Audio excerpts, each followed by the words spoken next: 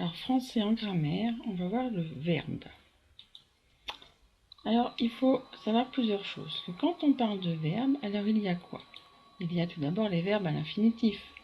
Manger, terminaison ER, finir, terminaison IR, et puis d'autres verbes, aller, pouvoir, courir. Tu sais, c'est les verbes qu'on regroupe dans différents groupes justement. Manger ER, premier groupe. Finir IR, second groupe. C'est les verbes qui font ils sont au présent et à nous. Et puis tous les autres, ceux qui rentrent ni dans le premier groupe ni dans le deuxième groupe, vont dans le troisième groupe. Aller, pouvoir, courir. Et tu te souviens que le verbe aller finit en ER, mais ne fait pas partie du premier groupe. Et puis il y a les verbes dits conjugués. J'ai mangé, tu mangeais, ils mangeront. J'ai mangé, c'est conjugué au passé composé. Tu mangeais, conjugué à l'imparfait. Ils mangeront, conjugué au futur. Alors quand on parle de verbe, dans les exercices, quand on dit cherche le verbe dans la phrase suivante, ou analyse la phrase suivante, ça veut dire cherche le sujet, le verbe, les compléments. À chaque fois qu'on parlera de verbe en grammaire, on parle souvent et principalement du verbe conjugué. Le verbe à l'infinitif, on en parlera, mais c'est pas lui qui va nous occuper de manière principale. On se consacre toujours sur le verbe conjugué. C'est lui le plus important dans une phrase. Alors, comment identifier ou comment trouver justement le verbe? Alors, je t'ai mis entre parenthèses conjugué, mais quand je parlerai de verbe, ce sera toujours le verbe conjugué maintenant. Alors, je te propose 3 phrases.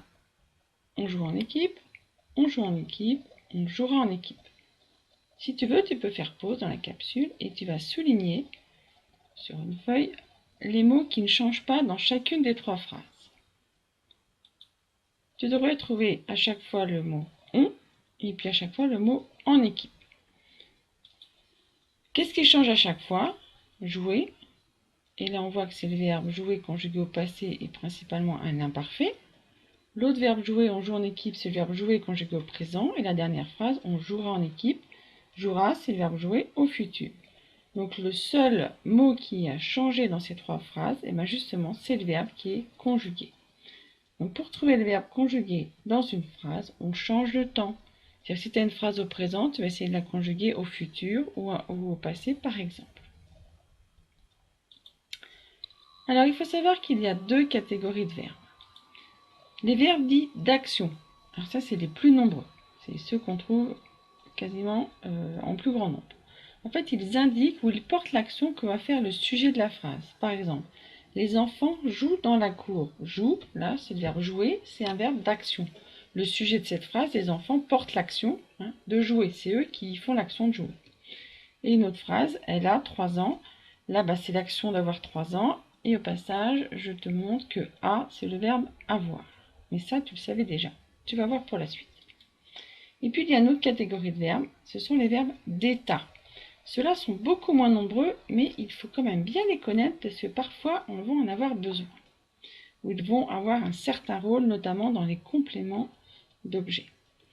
Ou l'attribut du sujet par exemple. Alors, les verbes d'état, ils indiquent l'état du sujet de la phrase, c'est-à-dire comment le sujet est, comment il paraît, ce qu'il ressent. Par exemple, il semble content, il est grand. Il est grand, on pourrait dessiner quelqu'un qui serait grand. Il a l'air immense, pareil, tu pourrais dessiner, c'est peut-être un ours d'ailleurs qui serait immense. Il paraît fort, là tu pourrais dessiner un personnage qui aurait des gros biscottos. Donc les verbes sembler, être, avoir l'air et paraître sont des verbes d'état.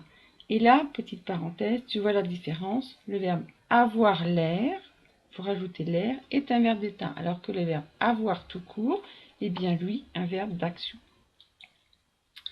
Alors, autre question. Combien peut-il y avoir de verbes dans une phrase, à ton avis? Est-ce qu'il peut y en avoir? Non, pas du tout. Un verbe, 2 verbes, 3 verbes, une infinité de verbes. Alors, je te propose 4 exemples. Exemple 1. Aujourd'hui, j'ai fait plein d'activités différentes. Exemple 2. Hier, je me suis réveillée, puis j'ai pris mon petit déjeuner et je suis partie faire du vélo dehors. Exemple 3. Terrain à vendre. Exemple 4. Quelle belle maison. Alors maintenant, tu peux faire pause et répondre à la question suivante.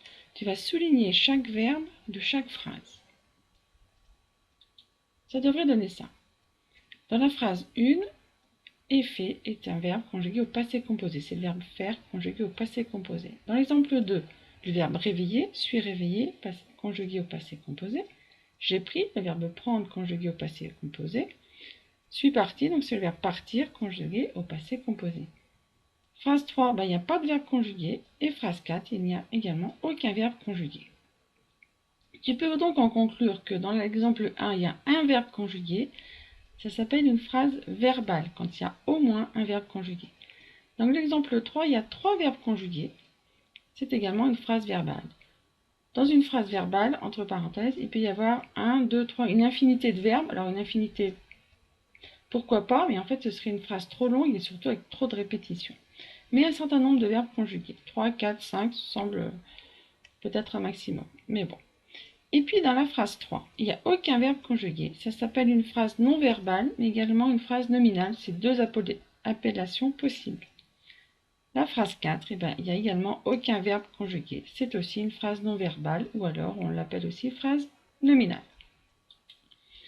Alors, carte mentale qui récapitule toute cette leçon sur le verbe. On a vu, il y a 2 catégories de verbes, les verbes à l'infinitif et les verbes conjugués. Et on a vu que dans tous les exercices en grammaire, quand on en parle de manière générale, quand on parle de verbe, c'est toujours du verbe conjugué dont on parle. On le trouve en changeant le temps de conjugaison de la phrase. C'est le seul mot qui change quand on passe du présent au passé ou au futur, par exemple. Il y a les verbes d'action et les verbes d'état. Aimes-tu nager, c'est un verbe d'action, le verbe aimer. Il paraît triste, paraître est un verbe d'état. Et puis, on a vu qu'il peut y avoir un ou plusieurs verbes dans une phrase, ce sont les phrases verbales, ou carrément aucun verbe, donc ce serait une phrase non verbale. Voilà, j'espère que maintenant le verbe et surtout comment trouver le verbe dans une phrase n'a plus aucun secret pour toi. Si ce n'est pas le cas, eh bien tu peux revoir la capsule.